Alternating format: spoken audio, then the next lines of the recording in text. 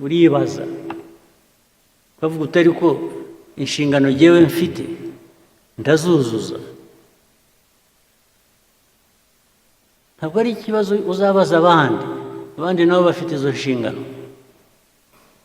Iyo udahereye aho ngo wivure iyo ndwara wowe, wibaze wishakemo ibisubizo by'ikibazo ufite, nta wundi wabikuvura. Iyo ndwara tugomba kwivura nk'abantu, nta wundi wayituvura. Niba utuzi inshingano wahawe uko bikwiye, inshingano ufitiye igihugu, ingaruka zabyo zo zirahari kandi ziri no kuri wowe. Indwara wavurwa n'abandi ni ikibazo ushobora kuvuga uti ariko iki gihe singifitiye ubushobozi, reka nshake uwamfasha cyangwa uwo twafatanya gushaka umuti w'icyo gisubizo. Ubwo nabyo birashoboka kandi bibaho. Ariko iyo utabikoresheje, iyo udahagurutse ngo wowe ushake uwo mwafatanya kugira ngo mukemure ikibazo cyakurenze, nacyo wa muti utahaye cya gisubizo cya kibazo wari ufite.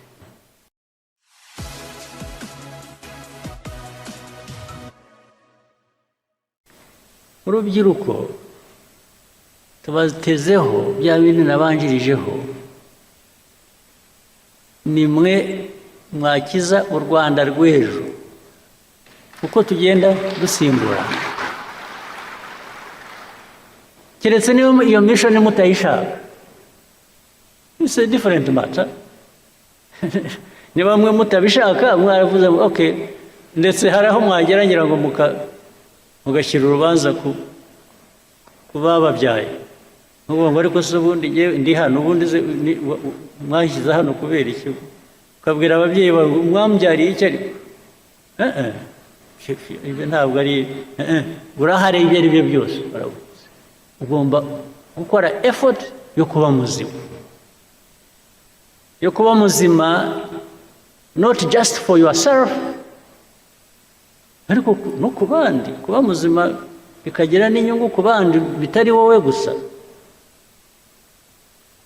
Icyo tubatezeho urubyiruko mwebwe mu bishya u Rwanda rwifuza, yamumva ibintu bavuga bya innovation. Murayumva iravuga buri munsi.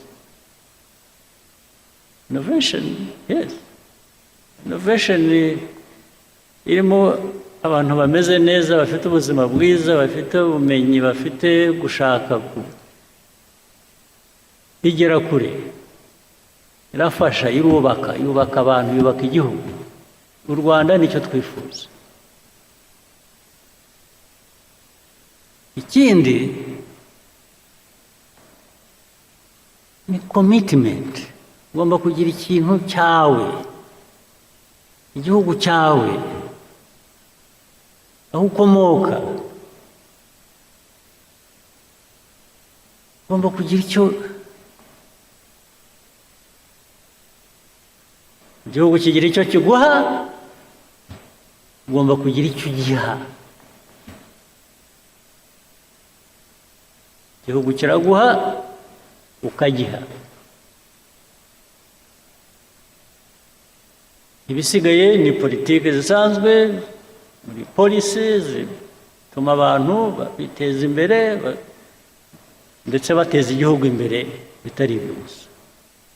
Ibyo ndabasabye mujye mubitekereza.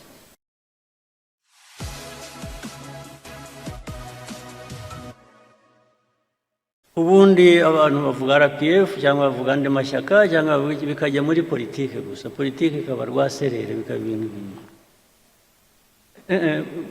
Politike yo numva ya RPF ni uguhangana n'ibibazo tugashaka ibisubizo, nta yindi politike.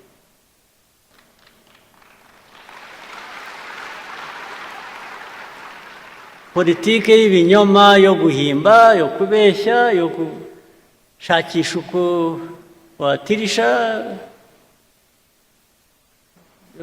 bimwe mwita gushushanya rimwe na rimwe, ibyo biguha ibindi bibazo, ntabwo biguha ibisubizo, byongera ibibazo ku byo wari ufite.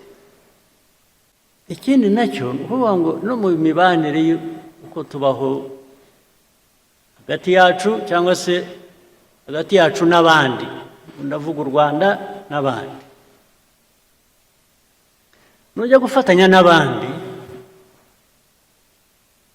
urabanza wowe ukumva ikikurimo ufite n'iki wowe utanga, kugira ngo uhuze n'icyo undi atanga, mwese mubigiremo inyungu, ari wowe ari n'undi mufatanyije.